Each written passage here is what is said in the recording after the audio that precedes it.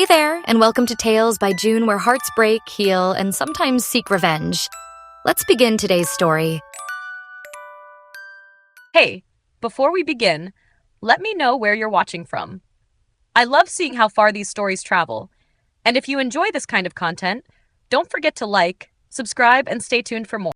I was 6 years old when my parents brought Emily home. She was 4 then, a shy little girl with golden curls and wide, searching eyes. I remember the day vividly. The house smelled of fresh paint because my parents had redecorated the spare bedroom just for her. Pink walls, stuffed animals stacked on the bed, sunlight pouring through the curtains. My own room had always been plain. Cream-colored walls, one shelf for toys, nothing special. But for Emily, everything was new, bright, and warm. I was excited at first. I thought having a little sister would mean sleepovers, secrets whispered under blankets, someone to play dolls with. I didn't understand then that it also meant sharing, and not just my toys. It meant sharing love, attention. My parents. In the beginning, I tried so hard to be a good sister. I let her play with my dolls, even when she pulled their heads off. I held her hand at night when she was too scared to sleep alone. When she cried, I gave her my blanket.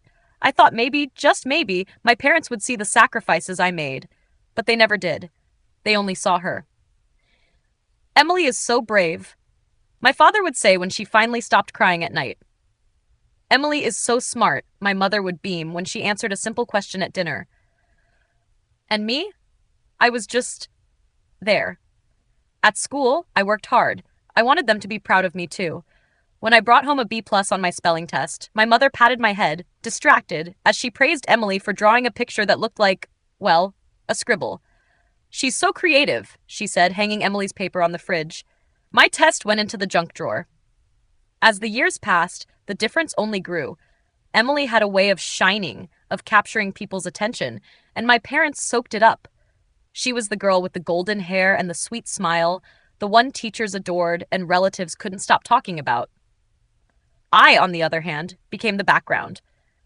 One night, I remember asking my mom, "Did you read the story I wrote for English class?"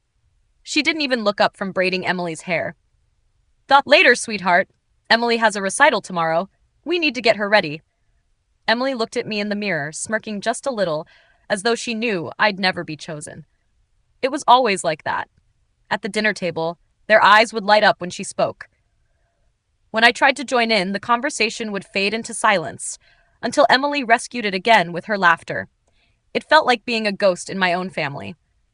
By high school, the roles were sealed. Emily was the cheerleader, the honor roll student, the darling of every teacher. I was the quiet one, the one who slipped through hallways unnoticed. When she brought home an A, there was cake and celebration. When I brought home an A, rare, because I was never the genius she was, there was a distracted, "good job," before they went back to discussing her plans. Sometimes, late at night, I'd stare at the ceiling and wonder if they regretted having me at all. I was their first daughter, their blood, yet somehow I felt like the mistake. She was the miracle. When I left for college, I thought I could finally escape the weight of being invisible. Distance, I told myself, would make me free. I'd build a life where no one compared me to my sister. I'd find someone who actually saw me, and for a little while I did. That's when I met Ryan. It was in the library on a rainy Tuesday afternoon. I was reaching for a book on American history, and his hand brushed against mine. He smiled, apologetic but warm, and I felt my heart trip over itself. He remembered my name the next day, and the day after that. Ryan was everything I thought I'd been waiting for.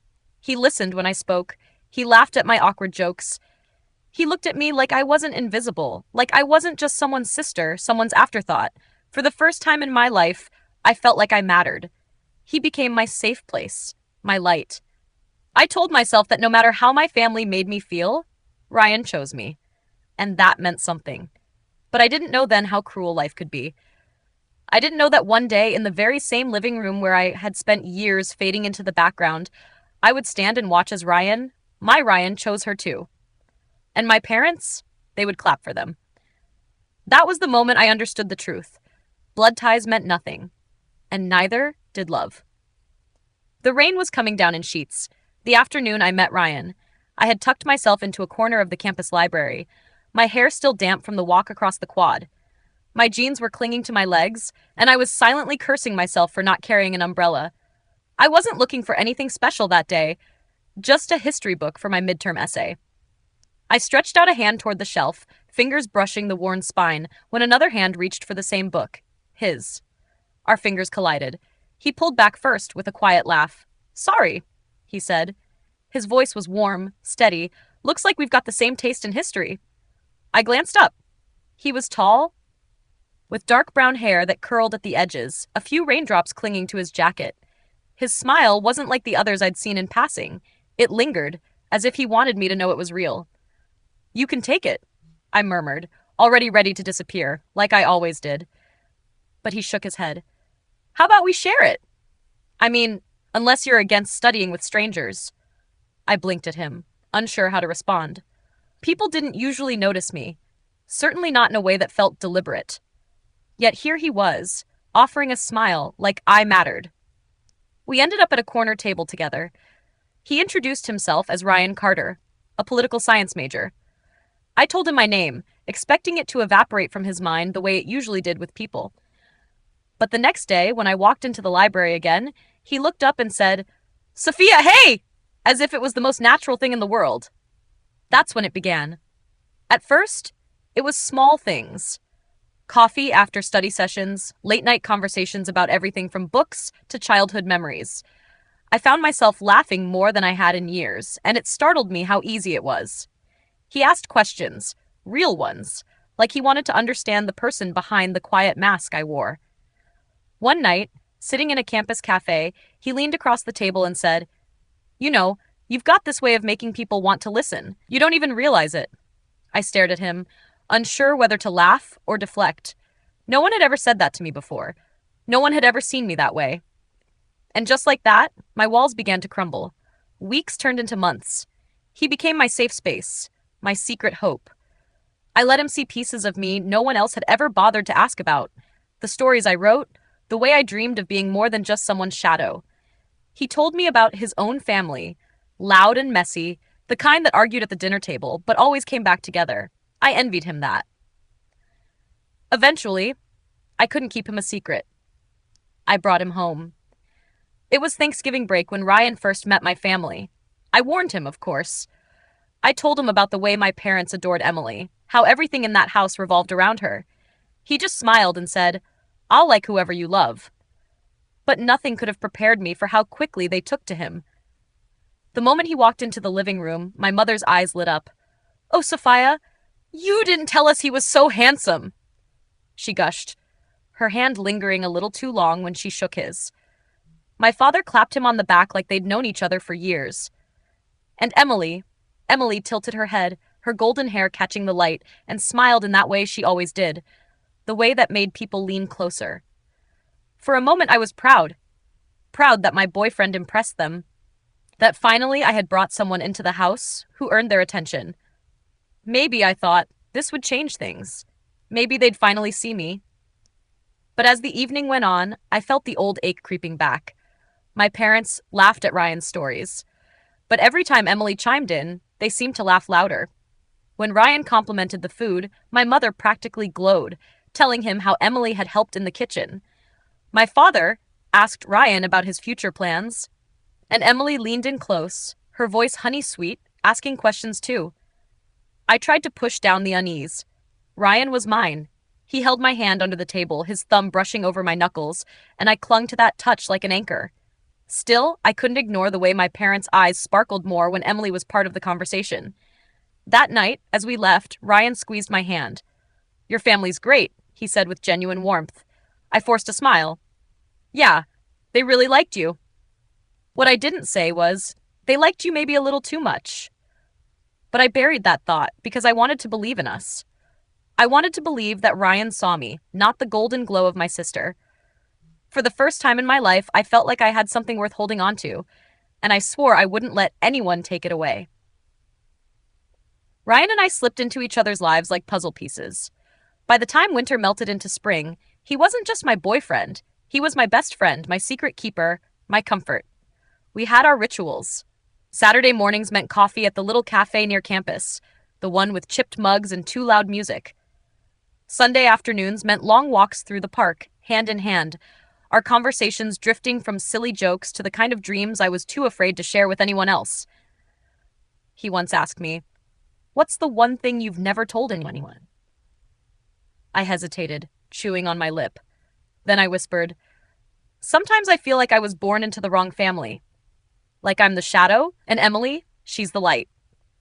Ryan had stopped walking, pulling me close until his forehead rested against mine. "Sophia, don't ever say that. You're not a shadow. You're the best thing that's ever happened to me." I believed him. I wanted to believe him. But life has a cruel way of proving truths you don't want to face. The more Ryan and I grew, the more my family seemed to pull him in. At first, it was small things. My mom inviting him over for dinner. My dad asking if he wanted to join them for a weekend barbecue. Emily laughing at his jokes a little too brightly, her eyes shining as if every word out of his mouth was a gift. It was subtle. So subtle I told myself I was imagining it. But I couldn't ignore the little pang in my chest each time Emily found an excuse to sit near him, or the way my parents looked so proud whenever the two of them talked. "Emily's starting college applications." My mom said one night at dinner, her voice brimming with pride. "Ryan, you should give her some advice." He smiled politely, offering her tips about essays and interviews, and I sat there, quiet, my fork idle on the plate. When we left, I asked softly, "Did you notice how they always steer the conversation to her?" Ryan frowned, squeezing my hand. "They're just excited for her future, Soph. Don't let it get to you." I nodded, but the ache didn't fade. I tried to hold tighter to the moments that belonged to just us. The nights he walked me home, the way he kissed me like I was the only girl in the world, the whispered promises that the future would be ours. Those were the pieces of him that I clung to desperately, because at home, I could already feel the shift. Emily was slipping into my world, and my family was helping her, but Ryan was mine. At least, that's what I told myself. The first time I noticed the shift, it was during another family dinner. Ryan had become a regular guest at our house by then, practically part of the furniture. My parents adored him, more than I expected, more than I liked. That night, my mother had made Emily's favorite pasta dish, as though the dinner was for her instead of us. I sat beside Ryan, but Emily slid into the seat on his other side, leaning close, laughing too easily at his stories. "So, Ryan," she asked, twirling her fork, "what's your dream job?" He smiled. "I'd love to work in policy, maybe even run for office someday." Her eyes widened.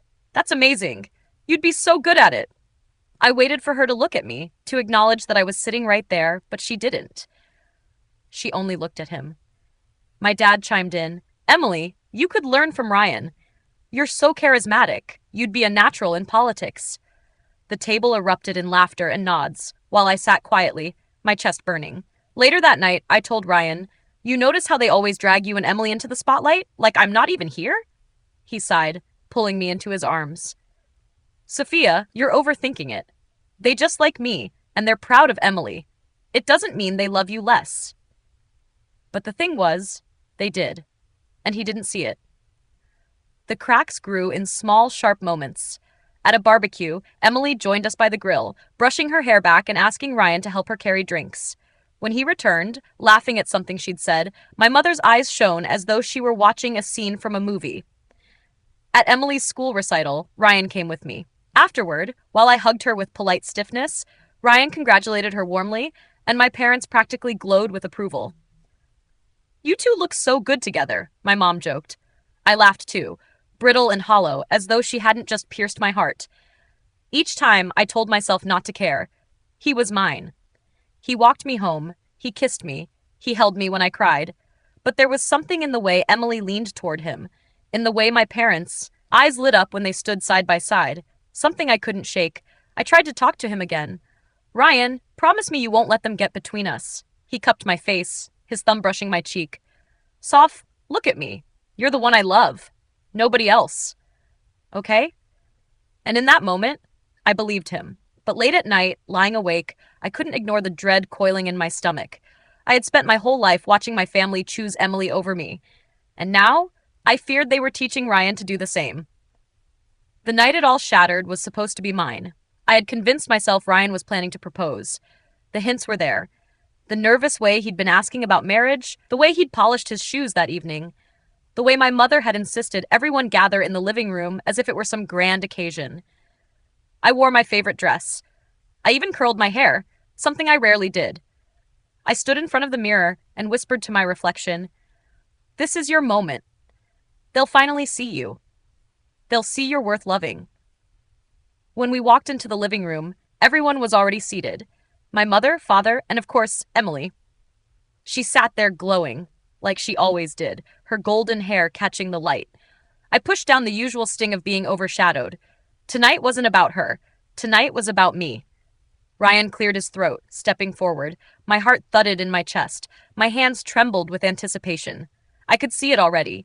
Him kneeling before me, slipping the ring onto my finger, proving that no matter what my family thought, I was chosen. But then he turned. Not toward me. Toward her. Emily. "Emily," he began, his voice steady.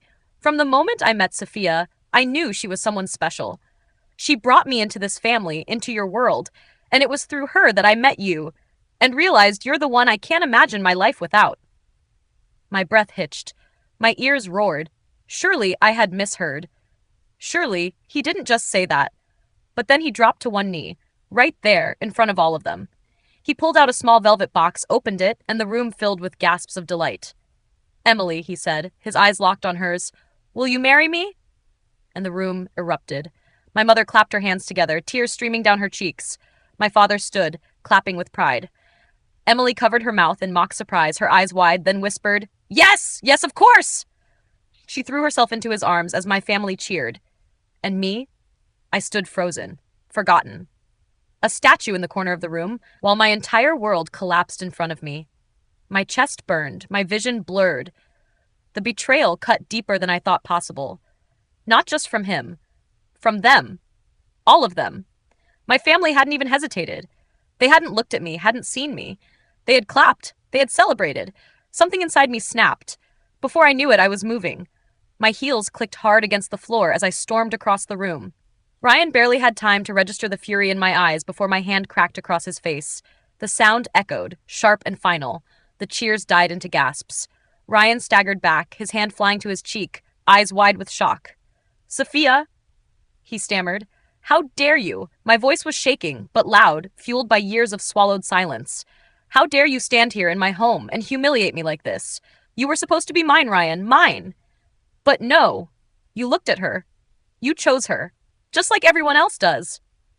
Emily's smile faltered, her hand still clutching the ring box. "Sophia, please." "Don't you dare," I snapped, pointing at her. "Don't you dare act innocent. You've stolen everything from me since the day you walked into this house. My toys, my parents, my place in this family, and now him. You couldn't leave me even one thing, could you?" The room was silent except for my ragged breathing. My mother stepped forward, her hands out like she was calming a child. "Sophia, sweetheart, please don't make a scene." I laughed, a bitter, broken sound. "A scene? You've been making a scene my whole life, every dinner, every birthday, every conversation, always about Emily. Never me. And tonight, when he proposed to her instead of me, you clapped. You clapped while your own daughter stood here, humiliated. Do you even realize what you've done?" My father's voice rumbled low. "Sophia, that's enough." "No." I shot back, my voice sharper than I'd ever heard it. "It's finally not enough. You've ignored me for years. You've made me invisible, made me believe I was less than her. But I am done. Do you hear me? Done." Ryan tried to speak, shame flickering in his eyes. "Sophia, I never meant—" "Don't." I cut him off, my voice trembling with fury. "Don't you dare feed me excuses. You knew what you were doing. You let me believe in us, let me dream of a future, while you were looking at her. You don't just break hearts, Ryan. You crush them. And I hope one day you feel this pain 10 times over." Emily's eyes brimmed with tears. "Sophia, please. I didn't mean to hurt you." I shook my head, the laugh tearing from my throat hollow and raw. "Didn't mean to. You've been doing it all your life. But this is the last time." I turned to my parents one last time. Their faces were pale, their joy replaced with discomfort, guilt they should have felt years ago. "You can have your perfect daughter," I spat. "You can have your golden girl and your shiny new son-in-law, but don't ever call me family again, because family doesn't cheer while you're being destroyed." The silence was suffocating. No one moved. No one spoke. And then, with my head held high, I walked out. The slam of the front door behind me felt like thunder, loud, final, unstoppable. For the first time in my life, I wasn't walking away in tears. I was walking away in fire. The moment I stepped out of that house, I felt the weight of years lift off my shoulders. The air tasted different, sharper, freer. I didn't know where I was going yet, but I knew one thing. I wasn't going back. By the time I reached my apartment, the adrenaline had settled just enough for me to think clearly. I pulled out my phone, opened my social media, and typed the words I'd never dared to say out loud before. I am done. Done with the people who were supposed to love me, protect me, and see me. Done with the lies, the favoritism, and the betrayal. From this moment on, I am choosing myself. I am breaking ties with my family, my parents, and anyone who chooses their golden daughter over me. I am my own person. I am free. I hesitated for a second, my fingers hovering over the post button. Then I pressed it. Almost immediately, notifications began pinging. Messages from friends, some shocked, some supportive. Then a call. Ryan. Sophia, please. His voice cracked, pleading, but I didn't answer. I didn't even look at the screen again. Not him. Not them. Instead, I started receiving texts from relatives I hadn't spoken to in years. Cousins, aunts, and uncles who had quietly watched my childhood and who had seen the way I faded into the background while Emily thrived. Their words were gentle, but firm. We always knew you deserved better. We're proud of you for standing up for yourself. You don't need their approval. You have us. For the first time in a long time, I felt seen. Not just by a boyfriend, not just by sympathetic friends, but by family who truly understood me. I spent the night talking to them, one by one. Their stories mirrored mine, in a way that was heartbreaking but validating. They told me they had been too afraid to step in, to speak up, but they were here now. That was enough. That was a start. By morning, my mind had shifted from shock and grief to determination. I realized I had been living someone else's story for far too long. My parents had written the chapters of my childhood, Emily had stolen the spotlight, and Ryan had betrayed my trust. But now, the pen was in my hand. I began making plans, small at first. I would move to a new apartment, a place that smelled like freedom and possibility. I would focus on my career, finish the projects I had abandoned when I felt invisible. I would surround myself with people who truly loved me, not just because of who I was related to, but because of who I was. As I jotted down a list of goals, my heart began to steady. This wasn't just recovery, this was a new beginning, a life I could finally call my own. I looked out the window at the city skyline, sunlight spilling across the buildings. It was beautiful, fierce, and just like me, it refused to wait for anyone's permission to shine. I clenched my fists, feeling a spark of something I hadn't felt in years: power. I wasn't weak. I wasn't invisible. I wasn't someone else's shadow anymore. I was Sophia. And this was my story now. The first week after the explosion at my parents' house felt like stepping onto another planet. Everything was mine to shape. My apartment, my schedule, my decisions. I started small, buying furniture I actually liked, painting the walls the colors I had always wanted. Every little choice reminded me I no longer had to live under someone else's expectations. Work became my anchor. I threw myself into projects I had shelved for years, each success feeling like a tiny victory, a claim on a life I had been denied. I met people who treated me as if I mattered, colleagues who listened and praised without a hint of comparison. The world didn't dim me, it let me shine. And then, the calls began. First, it was my mother. The ringtone made my chest tighten, but I let it ring. I wasn't ready to hear her excuses, her promises, her tears. Then my father, his voice trembling through the voicemail. "Sophia, please, come home. We love you. We made a mistake. Don't leave like this." I stared at the phone, my fingers hovering over the callback button. And then I laughed, bitter, sharp, freeing. I didn't want their apologies. I didn't want to hear their regrets. I had waited my whole life for their love, and it never came. Instead, I sent a simple text, firm but controlled. "I am fine. I am happy. Do not contact me again unless you are prepared to treat me with the respect I deserve. I am no longer your shadow. I am my own person." The calls didn't stop, but I didn't answer. Each ring reminded me of the life I had escaped. I wasn't cruel. I was determined. I was protecting myself, finally putting my needs first. My cousins and distant relatives became my family now, reaching out with warmth I hadn't felt in years. They invited me for dinners, offered advice on finances, even shared stories of how my parents had shown favoritism long before I noticed. For the first time, I felt supported in a way that was steady, reliable, and real. One evening, as I sat on my balcony overlooking the city, I realized something.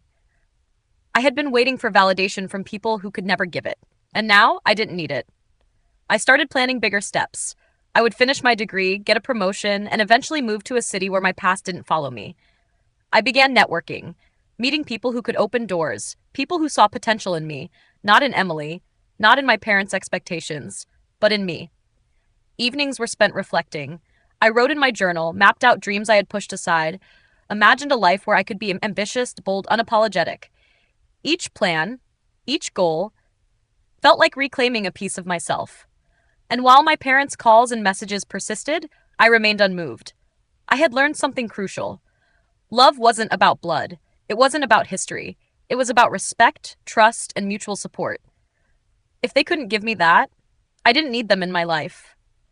For the first time, I felt the pulse of freedom coursing through me. Every morning, every new task, every small victory reminded me that I was no longer invisible. I was no longer afraid. I was Sophia, and I was unstoppable. The months that followed were nothing short of transformative. The pain of betrayal had hardened into determination, and I was finally ready to build a life on my own terms. It started with him, Liam. He was smart, ambitious, and kind in a way that didn't feel calculated. I met him at a tech seminar, and our conversation sparked instantly. Unlike Ryan, he didn't see me through the lens of family drama or past shadows. He saw me as Sophia, sharp, resilient, and capable. Together, we founded a startup, a small but ambitious venture focused on innovative education technology. I poured myself into it, working long nights and early mornings. Liam was my partner in every sense, sharing ideas, offering guidance, but always treating me as an equal. For the first time, I felt what it meant to be truly valued, not for what I could be compared to, but for who I was. Success didn't come overnight, but the momentum was intoxicating. Investors noticed our passion, colleagues respected our work, and every little milestone became a personal victory. Every email marked approved or funded felt like a stake in the ground. This is mine. I earned it. And then came the unexpected. My parents and Emily, standing in front of my apartment one sunny afternoon, a basket of overpriced gifts in hand, smiles plastered on faces that I now recognized as false. "Sophia," my mother began, voice syrupy, "we just wanted to see you, to check in. We brought a few things. Thought you might like them." My father nodded, eyes wide and cautious. Emily hovered behind them, her golden hair gleaming in the sunlight, looking like the picture-perfect sister they had always preferred. I took one look at them and felt a fire ignite inside. For years, I had been polite, measured, patient, but not anymore. "Bring it in?" I asked, voice low, deceptively calm. "Oh no," my mother said quickly. "We can leave it here." I slammed the door open fully, gesturing for them to come in. "No, bring it in. Let's have a moment of honesty." They hesitated, exchanging nervous glances before stepping over the threshold. I picked up the basket and began distributing its contents with deliberate malice. I tossed a fancy scarf onto Emily. "Here, this one's for you since you're always getting everything you want without effort." A perfume bottle landed at her feet. "Maybe this will make you smell as perfect as you think you are." I flung a pair of expensive earrings across the room. "These are yours too. I hope they fit the life you stole from me." Emily shrank back, her face pale. My parents opened their mouths, probably to protest, but I didn't give them a chance. "And you," I said, turning sharply to my mother, "you applauded while I was humiliated. You taught her that betrayal is rewarded. You've done nothing but belittle me for years, and now you think gifts will erase it?" My father opened his mouth again, stammering, but I cut him off. "Save it. I don't want your apologies. I don't want your presence. Get out. Now." They froze, then shuffled toward the door. Emily lingered a moment, trembling. I fixed her with a look that left no room for misunderstanding. "Out," I said. They left. The door slammed behind them, the sound echoing through my apartment. Silence followed, but it was no longer suffocating. It was liberating. A week later, I heard the news. Emily and Ryan had married. Not a single one of my parents' friends, colleagues, or distant family attended. The wedding, once meant to be a triumph, was hollow. I didn't attend. I didn't even glance at the pictures. Because I had no interest in dwelling on their victories. My world had shifted. My energy was spent on building, creating, and rising, not mourning what they had taken. Liam and I worked late nights, celebrating every small success of our startup. Our office was filled with laughter, ideas, and a sense of purpose. Every deal we closed, every investor meeting that ended in a yes, felt sweeter than any hollow applause my family had ever given Emily. For the first time, I wasn't defined by their favoritism or betrayal. I was defined by my ambition, my integrity, and my refusal to let the past control me. And as I stood at the window of my office one evening, city lights stretching before me, I realized something profound. Their world didn't matter anymore. Theirs was a world of shadows and superficial applause. Mine was real. Mine was mine. And I was unstoppable. The months blurred together, each one building momentum in ways I had only dreamed of. My startup wasn't just surviving, it was thriving. Liam and I worked tirelessly, but it never felt like a burden. Every pitch, every late-night brainstorming session, every signed contract was a declaration. I am Sophia. I build. I matter. Investors began noticing our product's potential. Tech blogs wrote glowing reviews. Our user base doubled in months, and suddenly the little venture I had started with, trembling hope, was the talk of the town. I walked through the office one evening, past whiteboards crowded with plans, and realized something that made me pause. I had created a world entirely of my own making. No one had overshadowed me here. No one had stolen my light. And then came the news I had almost forgotten. Emily and Ryan. Their once anticipated wedding had fizzled into obscurity. Social media pictures showed a small gathering, the closest friends they could convince to attend. The lavish celebration my parents had dreamed of never materialized. No distant relatives, no socialites, no grand applause. Even the guests seemed distracted, more polite than joyful. Rumor had it that several people had quietly refused invitations after whispers of Ryan's betrayal spread. I didn't feel glee. I felt vindication. Not revenge, not joy at their suffering, but a quiet satisfaction that life's balance had shifted. I hadn't lifted a finger to make it happen. I hadn't plotted their downfall. I simply had built myself, and the rest had crumbled on its own. And in the background, my own life had started to bloom. Liam's support never wavered.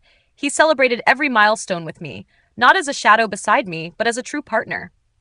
Our office became a home of laughter and ideas, a place where I could dream bigger than I had ever dared. Sometimes, I would catch my reflection in the glass walls of our office. The woman staring back was confident, fierce, and unapologetic. Gone was the girl who had waited for her parents' love, who had believed in a man who betrayed her. She had been replaced by someone stronger, someone unstoppable. Late one evening, as we finalized the next round of funding, Liam leaned over and whispered, "You've done it, Sophia. You're incredible." I smiled, feeling a warmth that wasn't tied to anyone but me. "We've done it," I corrected. "But thank you for seeing me." I thought of Emily and Ryan one last time. They were living their carefully constructed dream, just one that had been built on choices I had refused to make. And yet, without my interference, their perfect image had already shown cracks. Meanwhile, my life was expanding in every direction. Success, respect, and freedom all intertwined. For the first time, I realized something powerful. Life doesn't always reward the schemers, the manipulators, or the people who take shortcuts to steal happiness. Life rewards the ones who refuse to stay in the shadows, who take their pain and turn it into purpose. And that was me now, Sophia. Not a shadow, not a second choice, not someone defined by the favoritism of parents or the betrayal of a lover. Just me. Building, creating, thriving. As the city lights reflected off the glass walls of our office, I made a promise to myself. No one could ever take this from me. This was my life, my success, my story, and the world had no choice but to notice. The months after announcing our engagement were electric. Liam and I had poured our energy into the startup, which had exploded in success far beyond my wildest dreams. Investors called us the rising stars of the tech world, and media outlets ran features on our innovation and leadership. But the sweetest victory wasn't the recognition. It was the knowledge that I had built it all on my own terms. without needing the approval of my parents or anyone else who had ever belittled me. Of course, the calls and messages began again. My mother, desperate, left voicemails dripping with false concern. "Sophia, sweetheart, we miss you. Please, let us be part of your life again." My father sent texts, awkward and pleading. "We were wrong. Emily was never worth more than you. Please, come back." Even Ryan, the man who had shattered my trust, tried to reach me. "Sophia, I made a mistake. Can we talk?" I didn't respond. Not a single word. Not a single acknowledgement. Liam didn't even glance at the messages. We had learned the hard way. Some people only notice what they want when it benefits them, and I wasn't letting anyone steal my spotlight again. The wedding day arrived, crisp and bright, surrounded by the people who truly mattered. Friends, supportive relatives, colleagues. I walked down the aisle toward Liam. My parents, Emily and Ryan, weren't invited. Not because I wanted cruelty, but because they had no place in this life I had earned. Our vows were intimate, fierce, and unshakable. Promises built on trust, respect, and love, the kind that can't be broken. The reception was full of laughter, toasts, and dancing. For the first time in my life, every smile, every cheer, felt genuine. I didn't miss their absence. I didn't need their applause. I had everything I wanted. 3 years later, life had only grown richer. Our son, Oliver, 2 years old and already curious and bright, tugged at my hand as Liam and I arrived at a relative's function. The room was crowded with family I had chosen to keep in my life, people who had supported me when no one else did, and then I saw them. My parents, Emily and Ryan, all present. My mother's face fell when she spotted me, her perfect composure cracking. My father's posture straightened, but his eyes betrayed uncertainty, almost regret. Emily froze mid-step, her golden hair falling like a shield as she avoided making eye contact. Ryan's expression was heavy, shame, written across every line of his face. Oliver ran ahead, laughing, joining a cluster of children. My parents tentatively stepped forward, hands out, attempting to reach him. I walked deliberately toward them, my heels clicking on the floor. I crouched to Oliver's level and placed my hands gently on his shoulders. "Oliver," I said, smiling sweetly but with a razor edge, "remember what we always talk about? We don't talk to strangers." His little hands pressed against mine obediently. "Okay, Mama." I looked up at my parents. Their faces were pale, their hopeful gestures faltering under the weight of my words. Sadness and shame rippled across their expressions. Emily averted her gaze completely, and Ryan's jaw tightened as he stared at the floor. I straightened, holding Oliver's hand firmly. Love is earned, respect is earned, not given, because you happen to be related by blood. Always remember that, Oliver. Then, without another word, I turned, walking away with Liam and Oliver, leaving them frozen in the crowd.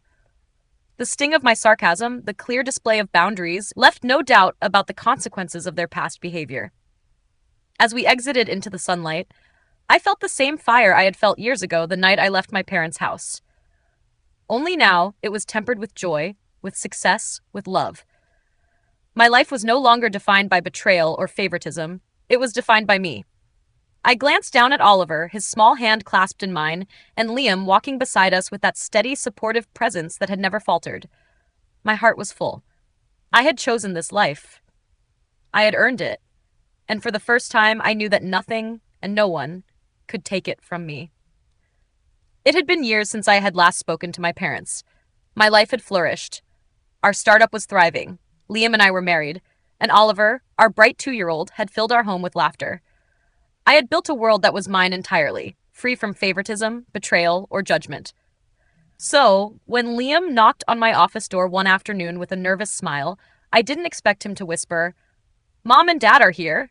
They want to see you." I froze. My heart skipped a beat. After everything, after years of silence, they had actually come to my home. I hesitated, but then I realized maybe it was time to see what they truly wanted. They were standing on my doorstep moments later, a mix of apprehension, hope, and guilt etched on their faces. My mother's eyes glistened, and my father shifted uncomfortably, hands buried in his pockets. They looked smaller somehow, as though the years of pride and distance had finally taken their toll. "Sophia," my mother whispered, voice trembling. We were wrong. We know we hurt you. We just want a second chance." My father nodded solemnly. "We've watched you grow, and we're proud. Not proud in the way we used to compare you to Emily. Proud of you, your life, your choices. Can we try again? I took a deep breath. This was a moment I had imagined many times, but never truly believed would come. I glanced at Liam, who stood quietly beside me, giving a small reassuring nod. Let's sit, I said, stepping aside. We'll talk. For the first time, Liam spoke to them directly. I've seen what Sophia has built, the life she's created. She doesn't need validation from anyone, but she has earned respect, love, and happiness. You've hurt her deeply, but if you're sincere, maybe there's a chance to start over. Their eyes softened, surprised at Liam's candor. I realized then that he wasn't just my partner, he was my shield, my ally, and my family now. The breakthrough came when I brought Oliver into the room. The little boy toddled forward cautiously, eyes wide, examining his grandparents. My parents knelt down, laughter breaking through the tension as they greeted him. Hello, little man. I'm your grandma, my mother said, voice light and shaky. She held out a small toy car, which Oliver immediately grabbed. I'm your grandpa, my father added, pulling out a colorful set of building blocks. We've got lots for you. Oliver's eyes lit up, and for the first time, my parents truly saw joy reflected in someone they loved without conditions. Gifts were handed back and forth, laughter rang through the house, and even Liam smiled warmly, observing the scene. Do you like this, Oliver? My mother asked, handing him a small stuffed bear. Aha! He said, hugging it tight. Emily wasn't there, thankfully, but this moment didn't need her presence. The room was filled with warmth, affection, and humor. My parents even made silly faces at Oliver, and he burst into giggles, running from one grandparent to the other. I watched them, feeling a strange mix of nostalgia and pride. This wasn't about forgiving the past entirely. It was about allowing a new chapter to begin. The hurt would always be part of our story, but it no longer defined it. Finally, my mother looked at me, eyes bright. Sophia, we promise to do better. Will you let us be part of your life? I smiled, feeling a weight lift from my heart. Yes, I said softly. But this time, we do it on my terms. You treat my family with respect, and you're welcome. The tension dissolved into laughter and chatter.